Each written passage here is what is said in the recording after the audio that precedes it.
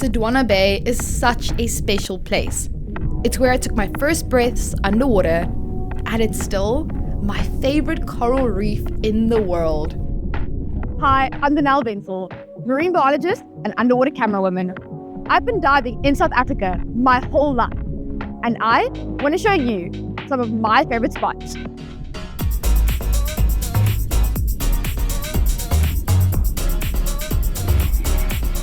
Let's go.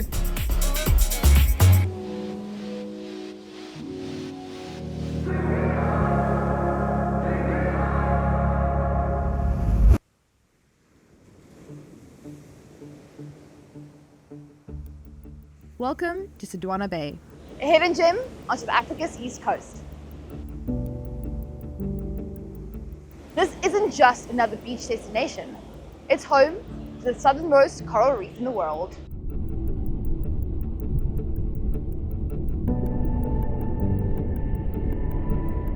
a true underwater paradise.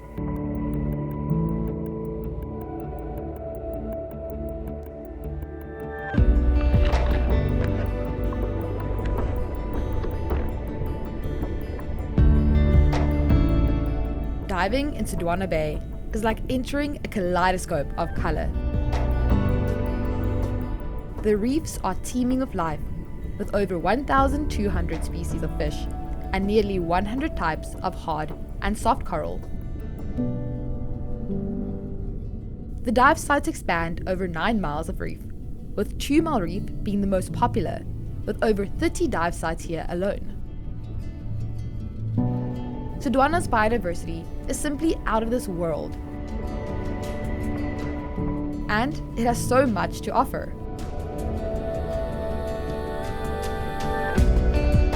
These reefs are found further south than even the Great Barrier Reef, making them the world's southernmost coral reef.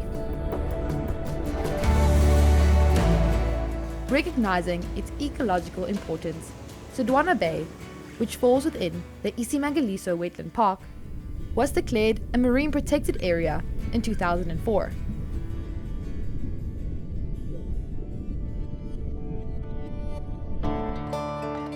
Grant Smith runs the Shark Life project here in Sodwana Bay,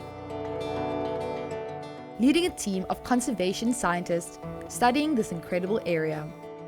Sodwana, it's relatively untouched, so you've got very little human interference whatsoever, so it's almost like going back in time, so it's quite unique in that respect. The reefs here are layered upon sandstone and are the remains of the ancient sand dunes, estimated to be over 4,000 years old. So it's a very important region for sharks. Turtles breed here, humpback whales breed here as well, so it's kind of like the area that all the moms come to for all these very endangered species. Grant's biggest passion, however, is the protection of the sharks that call these reefs home. His team has spent the last few years deploying baited remote underwater video systems, or BRUBs, to monitor the number of ragged-toothed sharks coming into this area.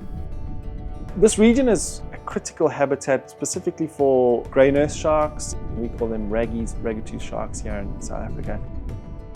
All the ragged-toothed sharks that we get here are all pregnant females. It's vitally important that they are able to come here and not be disturbed by divers or fishermen. But on that note, you are allowed to catch them from the shore. You have to put them back, but we don't know enough about the damage that is caused through recreational angling on a pregnant female.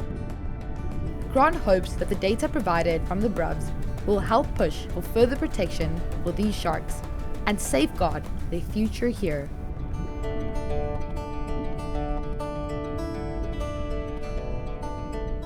One of the most remarkable things about Sodwana Bay has always been the health of its reefs. But sadly, that is under threat.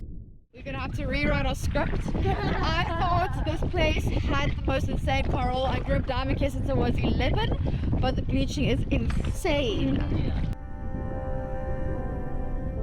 I've been diving in Sodwana for the last 14 years, and I've never seen the reefs have any level of noticeable bleaching. And this last 6 months, I would say on most of the reefs we dive in is a 10% bleaching, which may not be a huge amount, but it's staggering for the first time for us to see such bleaching events.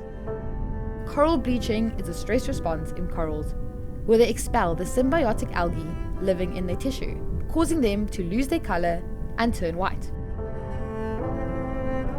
This makes the coral susceptible to disease and death. It's a global concern due to rising sea temperatures, but until recently, these reefs have fared better than most. Slee Mboyazi grew up in Sodwana Bay.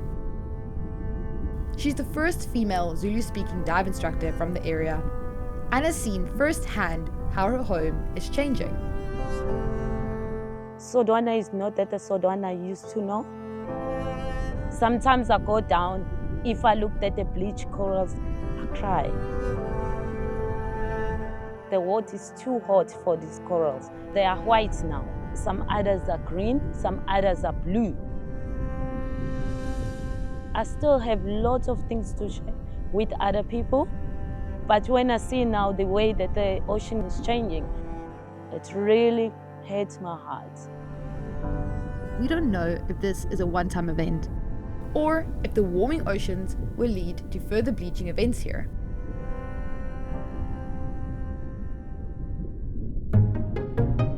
But Slee is optimistic about the future. I believe this thing will pass. I still have a hope.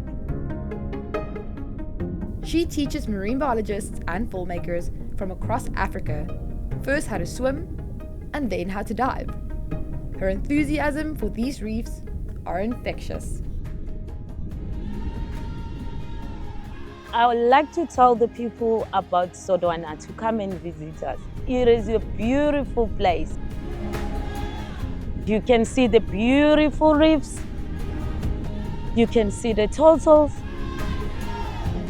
You can hear even the corals sound while you're descending. We've got a lot of things, so I promise you can come with a list and you mark all your list. Perfect. I really get a big smile in my face if I see the potato bus. I love them. I love potato bus. I call it my brothers and my sisters. I don't need fresh water. I don't need big towns. I just need ocean for peace. Sodwana isn't just a dive location for me. It's where I took my first breaths underwater, a moment that ignited a lifelong passion.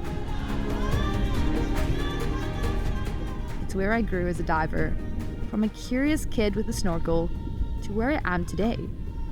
Seeing the shifts in this precious ecosystem has been tough, a real wake-up call. From my very first bubble to my last, I'll forever want to protect these waters and the life it holds. If you're planning on a dive trip to South Africa, Sodwana Bay is a must-visit for any coral reef enthusiast. It's a place where you can experience the beauty of the underwater world while also contributing to conservation efforts.